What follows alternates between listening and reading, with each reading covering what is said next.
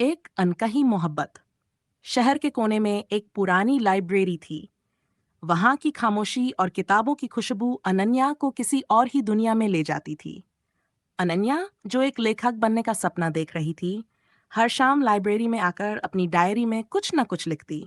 उसकी डायरी में उसकी कल्पनाएं, उसकी कहानियां और उसके अधूरे सपने जिंदा थे।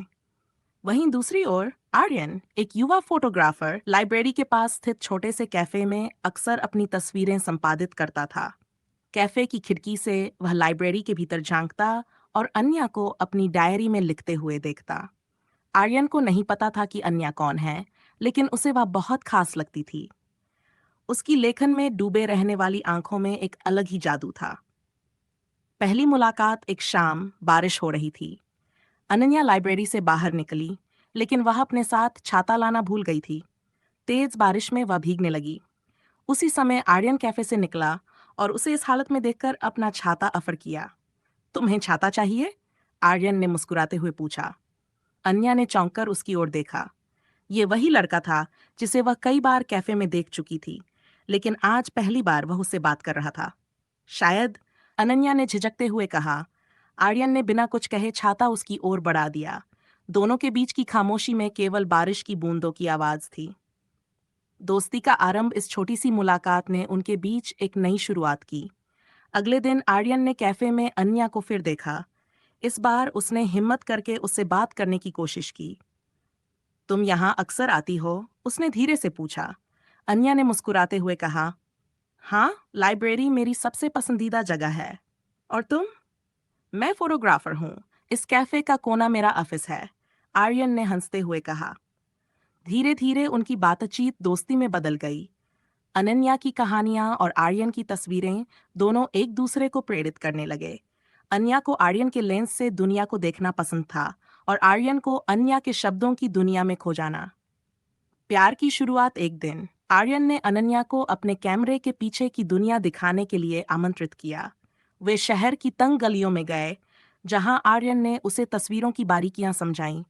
उसी दिन अनन्या ने महसूस किया कि उसकी धड़कनें आर्यन के आसपास तेज हो जाती हैं। दूसरी ओर आर्यन ने महसूस किया कि अन्या की मौजूदगी उसे उसकी कला में नई ऊर्जा देती है। वह उसकी हर बात को ध्यान से सुनता, हर हंसी को कैद करना चाहता। क्या ये प्यार था? दोनों इस सवाल के जवाब में उलझे हुए थे। एक गलतफहमी उनकी दोस्ती गहरी हो रही थी, लेकिन एक दिन अन्या ने आर्यन को एक लड़की के साथ कैफे में देखा। वह लड़की बहुत खूबसूरत थी और आर्यन के साथ हंसते हुए बातें कर रही थी। अनन्या के दिल में जलन की हल्की लहर दौड़ गई। उसने बिना कुछ पूछे आर्यन से दूरी बनानी शुरू कर दी। आर्यन समझ नहीं पा रहा था कि अन्या अचानक उससे क्यों दूर हो रही है। उसने अन्या से मिलने की कई कोशिशें की, लेकिन वह उसे टालती रही। क्या उनका रिश्ता यहीं खत्म हो जाएगा? कहानी अभी जारी है। यदि आप चाहें तो इसे विस्तार से आगे बढ़ाया जा सकता है। दिलों का संघर्ष। अनन्या ने खुद को लाइब्रेरी में और ज्यादा डुबो लिया। वह अपनी कहानियों में उलझकर आर्यन को भुलाने की कोशिश कर रही थी, लेकिन आर्यन हार मानने वालों में से नहीं था। उसने कई बार अनन्या से बात करने की कोशिश की, लेकिन हर बार उसे एक बंद दरवाजा ही मिलता। एक दिन उसने हिम्मत जुटाकर अन्या का सामना किया। तुम मुझसे क्यों दूर भाग रही हो? उसने सीधे पूछा। अनन्या ने ठंडी आवाज में जवाब दिया, मैं किसी से नहीं भाग रही, बस व्यस्त हूं। आर्यन को उसकी बातों में छिपा दर्द महसूस हो रहा था। उसने खुद को शांत करते हुए कहा, अगर मैंने कुछ गलत किया है तो बताओ, मुझे समझने का मौका दो। अनन्या ने नजरें चुराते हुए कहा, तुम्हें बताने की कोई जरूरत नहीं। तुम्हारी जिंदगी में कोई और है और मैं उसमें दखल देना नहीं चाहती। आर्यन को कुछ पल लगे समझने में कि अनन्या किसकी बात कर रही थी। फिर वह हंस पड़ा। तुम्हें सच में लगता है कि मेरी जिंदगी में कोई और है? उसने हंसते हुए पूछा। अनन्या ने चौंक कर उसकी ओर देखा।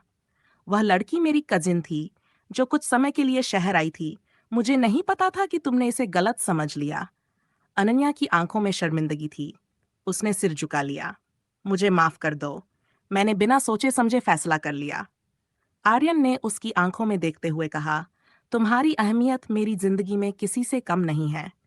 मुझे खुशी है कि तुमने अपनी गलतफहमी को स्वीकार किया।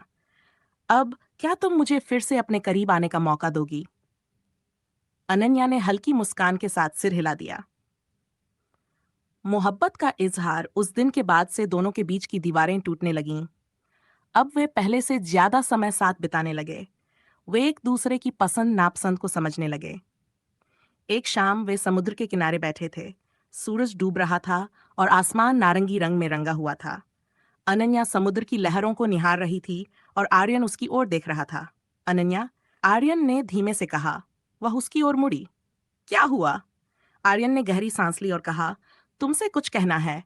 बहुत दिनों से सोच रहा था, लेकिन अब और इंतजार नहीं कर सकता। मैं तुम्हारे बिना अपनी जिंदगी की कल्पना भी नहीं कर सकता।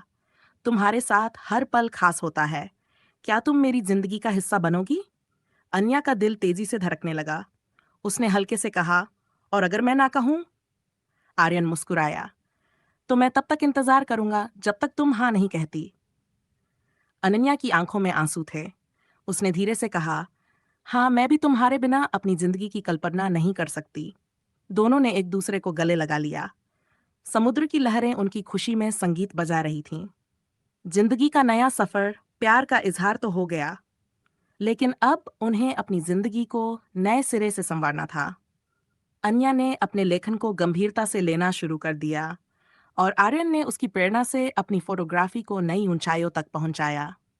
उन्होंने एक साथ एक प्रोजेक्ट शुरू किया, लेंस और कलम, जहां आर्यन की तस्वीरें और अनन्या की कहानियां मिलकर कला का एक नया रूप पेश करतीं।